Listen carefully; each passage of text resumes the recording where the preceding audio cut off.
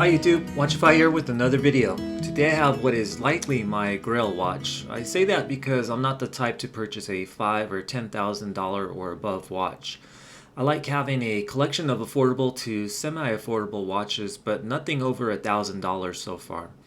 This watch is the Seiko SPB143 200 meter Prospex diver.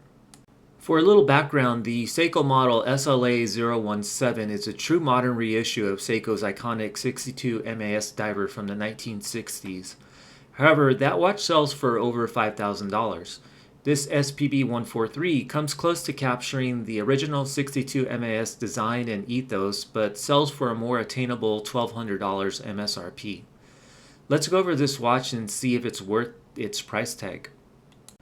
First off, I purchased this watch pre-owned from a watch and jewelry seller. With a 10% discount, I was able to purchase it for just under $1,000. When the watch arrived, I inspected it closely and found zero flaws with it, and the movement is running accurately. Dimensions are 40.5 millimeter case size, lug-to-lug distance is 46.8 millimeters on my calipers, thickness is 13.8 millimeters, and the lug width is 20 millimeters.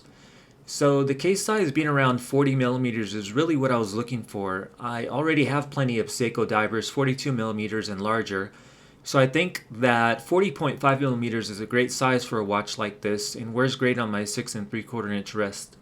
I mentioned in a previous video that there are not a lot of 40 millimeter sized Prospex divers out there, so the case size was definitely a big factor in me buying this watch.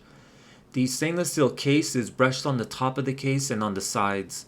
The brushing to me looks to be of a higher quality than typical Seiko cases I have, and I think it has Seiko's Zuratsu polishing, although I couldn't find that mentioned on Seiko's website.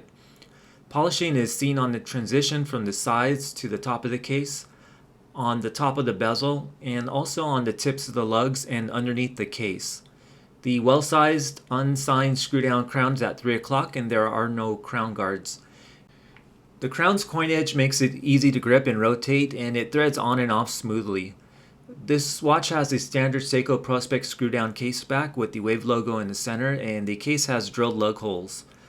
The H-shaped case is a hallmark of the 62 MAS and is seen here on this watch as well.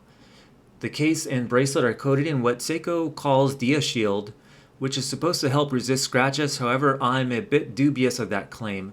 As luck would have it, I accidentally lightly hit the watch against a doorknob the day after getting it, and I could see that it still left a small scratch on the side of the case.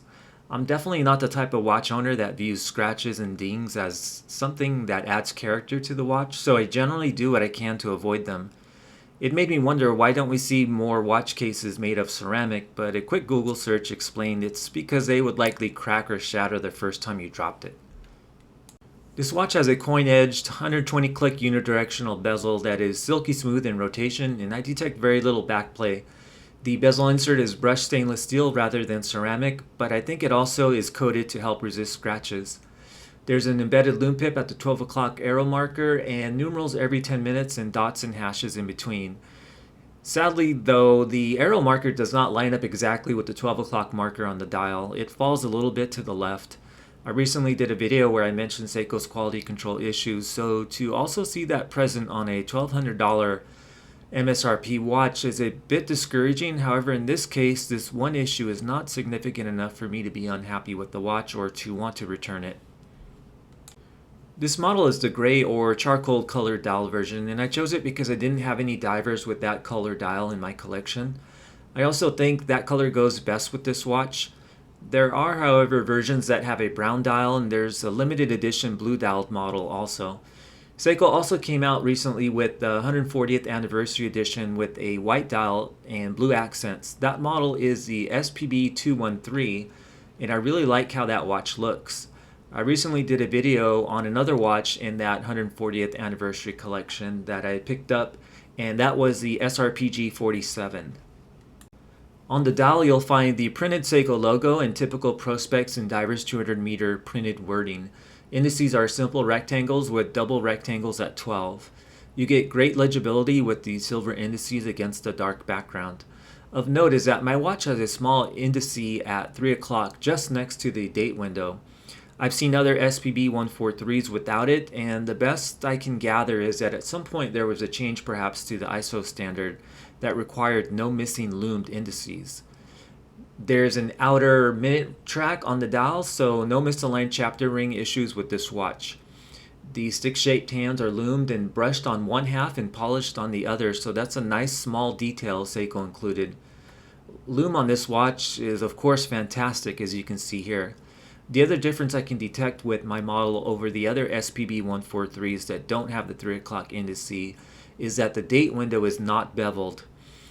For those of you wondering if I got a fake watch, no, I didn't. I already looked it up prior to purchase, plus I got my watch from a reputable US-based dealer that's been around since 1940. As you might expect with a watch at this price point, you get a scratch-resistant domed sapphire crystal covering the dial. It has an anti-reflective coating on the underside and offers great clarity. The automatic movement in this watch is Seiko's higher-end 6R35 movement that hacks hand winds and features a 70-hour power reserve. I own several watches with this movement, and they all seem to do a little bit better in terms of accuracy over the more commonly seen 4R movements.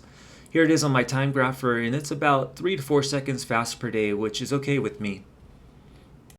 Onto the bracelet that comes with this watch. I don't have any complaints with its construction, and it's comfortable to wear. It tapers from 19.7 millimeters to 17.7 millimeters where it meets the clasp. It's all brushed on the outside of the links, and the links are held together with pins and collars. It has solid end links that do a better job at integrating with the lugs than my SBDC 051 does. Overall, I think the bracelet really suits the watch well, and I have no plans to change it out or wear the watch with any other straps. The bracelet has a diver's extension and a milled clasp that has 4 micro adjustment holes, double push button release, and a locking mechanism that has the Seiko logo etched into it. Both the bracelet and case have a darker, almost titanium-like tone, and I think that comes from the DiaShield coating that's applied to them. I had already owned the Seiko SPDC 051, which is a watch that took inspiration from the classic 62 MAS, but also a watch that Seiko took more liberties with in terms of its design in order for it to stand on its own. I did a review video on that watch, and when put side by side next to this SPB143, you can see the size difference. The SPDC 051 has a larger, almost 43mm case size, a chapter ring, and a narrower bezel insert, and different shaped indices and hands.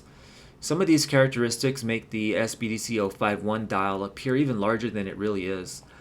I can appreciate both watches' similarities and differences, however, and even though I now have this SPB143, I still plan on keeping the SPDC 051 in my collection. So in terms of overall execution, I think Seiko really did a great job with this SPB143. They say every watch has at least some faults, and I did already mention the bezel insert alignment being slightly off. But beyond that, I honestly can't find any other issues worth mentioning. Maybe it would have been nice to have a lume ceramic bezel insert or a signed crown, but I'm thinking those were deliberate design choices Seiko made, perhaps to remain truer to this watch's original 62 MAS roots. To someone familiar with Seiko watches, once you see it in person and have it on wrist, you just notice it's a cut above the more common Seiko Prospex offerings, both in look and feel. When you see it, it looks like a serious tool-like watch. Whether it's worth its $1,200 price tag is up for debate, as is the question of if there are other watches in this price bracket from other brands which are more worthy of your hard-earned money. For me, this is a watch that I had been aspiring to own for some time. I think maybe I'm one of those persons that needed to own and experience a number of other watches first in order to fully appreciate this watch.